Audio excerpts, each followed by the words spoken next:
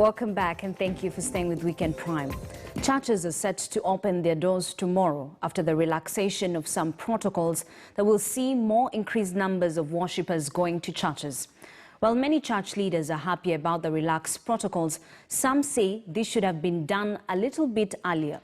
And as Mark Namaswa reports, some clergymen are asking the government to assist religious leaders by purchasing for them some necessities such as soap, water, thermogans and sanitizers.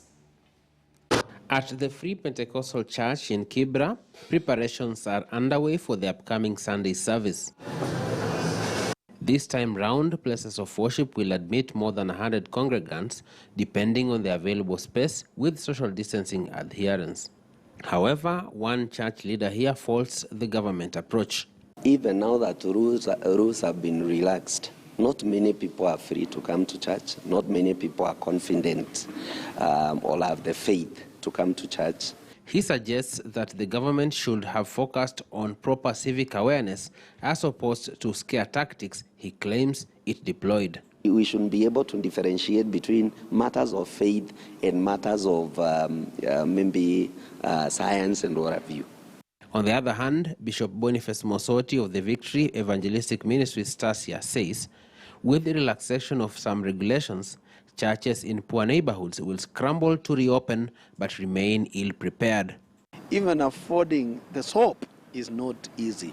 So in that case, I urge the Ministry of Health and the government to really donate those items to these churches which are in the informal settlements, because people are suffering. Christians in those areas are suffering because they don't have food. At the Mwangaza Adventist Church, Nairobi, the Saturday service took place as scheduled. This time round, emphasis was placed on hand washing as prescribed by the government. As much as the challenges were, they were receiving online streaming, but even the tithes and offerings were going down. This is a challenge and this is a church, it has to go. At the Jamia Mosque, Nairobi, the Friday service took place in line with the new relaxed guidelines that took effect on August 18th. Though the number of worshippers was well below its carrying capacity, sheikhs hope things will gradually get back to normal. Siku kama Ijumaa, msikiti wa Jamia ilikuwa kwa uchache inachukua watu 8,000 mpaka 10,000 takriban. Lakini leo kihisabu hizi maka ambazo kwamba tumeweka, utakuwa hizi alama za 1 meter apart ambazo tumeweka ni takriban watu 1,350 hivi.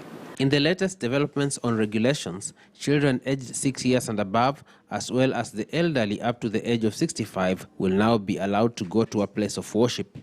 As the phases continue to reopen in the coming phases, I want to believe that things are going to work well. And I pray to our God that Corona goes away. Ugonjwa huu ni kama moto ambao unawaka na sisi ndio kuni. Kwa hivyo ikiwa sisi tutakuwa mbali na tusipatie nafasi ya sisi kuenezeana ugonjwa, basi mwishowe tutafikia kule tunakotarajia kufika, na hako ni hali rudi ilivyokuwa pale mbeleni. Mark Namaswa, KTN News. The gradual reopening of places of worship continues, with many churches expecting more congregants tomorrow. This is after the Interfaith Council reviewed health guidelines that it had earlier issued, now allowing persons over 58 years but under 65 years and children older than 6 years to attend worship services.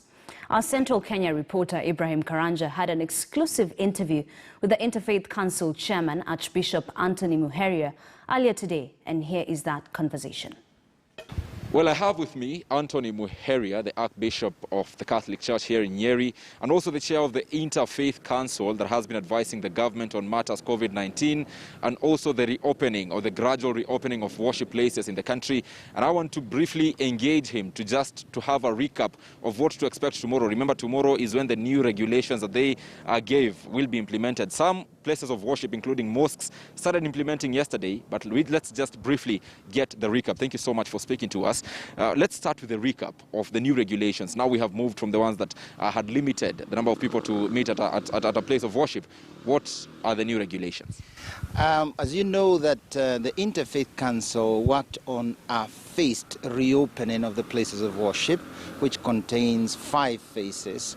The first phase, which is called the pre-opening phase, is one which we had, which was like a preparation phase so that people can get accustomed to the new norms. And after seeing how much compliance was over 95%, the Interfaith Council has seen it's worth now reopening a little bit that space and moving on to the new phase, which is a phase 1. Phase 1 was then declared by the Interfaith Council on 18th of this month, August, which was last Tuesday. And that, amongst the many things it has, is that it removes the cap of the 100 that we had. And now, in the places of worship, what will determine the number of people who are there will be the 1.5 social distancing spacing. So if it is in a place of worship, the number 1.5 meter spacing, those are the ones who will be there. If it's in an open area, those who can fit. But always taking into account that even the entering and the coming out must be safe. The main issue of the guidelines we gave was that the safe congregations, when they do meet, must be always in a way that we are sure it is not an occasion for the spread of the infection. So we have always said, make sure that you wear your mask, make sure that you wash in and out before you go in and when you go out, make sure that the sanitization happens well and the social distance is kept. So in this next phase, amongst the other things, we've also extended a little bit the time of worship. The time limit will no longer be 60, it will now be 90 minutes. And then we've also expanded a little bit the age group that now is over 65 who will continue worshiping from home and the under 6. But we're still saying, even though we open this space, we are encouraging those who are older than 58, those who have conditions, those who have other ailments, to still continue worshiping from home so that they don't put themselves in the danger of infecting one another. Archbishop, we have also seen a reduction in the number of positive COVID-19 cases in the past couple of days. Will this perhaps advise a review of these recommendations? Perhaps do you expect in the other phases that we're going to have even churches opening up more? I really think that we are not out of the woods. Those are just, remember that the number of tests are also varying, so I don't think that is indicative. We are still in the time of infections rise according to the advice we've received. And we've received, in reaching those guidelines, we received a lot of advice. And so even now, we still continue listening to the advice from the Ministry of Health and those people who are involved in epidemiology. But we believe that we are not yet out of the woods. The infections are still increasing in number, judging from the deaths, judging from the number of people who are in the serious cases in the intensive care units. So, but we always are open. Just like if there is a vaccine, we'll have to review how we are doing the guidelines. But so far, we are continuing within the context that we understand and take into account that the infections are rising, and we must do something serious in order to contain them and not put our people in any way in the danger of infection. So what informed us was the fact that compliance in the places of worship was very high. We can feel that we can contain that for the time being. And we also think it's a good platform so that we can now ask that we can be the agents of transforming compliance in the public spaces. And lastly, perhaps you may want to tell us the kind of challenges you have had as a council, given that every other Kenyan was giving their opinion on reopening of places of worship, and how you've been able to harmonize their needs into this recommendations that we now have. I think, amongst other things, it's true, Kenyans are extremely religious. And that is one of the most important things to understand. It's a good thing for us to appreciate that. In Europe, it might not be the same. And therefore, many wanted to go back to the place of worship to ask God to help us in this battle. But also, there were many people who, and there are many theories going around, which sometimes may affect the ways of perception. And unfortunately, we may be a little indisciplined in general in Kenya. So there was a need to see how how do you balance the places of worship that are in the towns and the places of worship that are in remote, so that you give guidelines that are applicable across the board.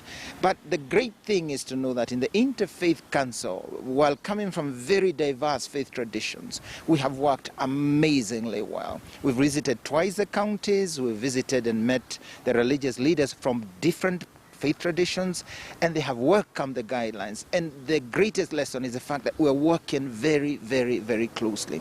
It is for that reason that we know that most of Kenyans ordinarily will go to a place of worship every week, making it, I would say, almost 65% of Kenyans will be going to a place of worship every week.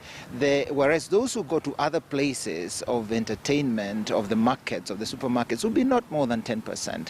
So we realize that it's a special place which can be either a place that helps fight COVID, or it can also be a hotspot if we don't take enough care. So we are happy, and we want to praise the religious leaders who have made it fantastic compliance, and we hope that now going forward, they are going to take the front line in order to make sure that we fight COVID in the public spaces. Thank you. Thank you so much, Archbishop. Fantastic compliance, he says, has been the kind of cooperation he has received from religious leaders across the country. Tomorrow, the new regulations will be implemented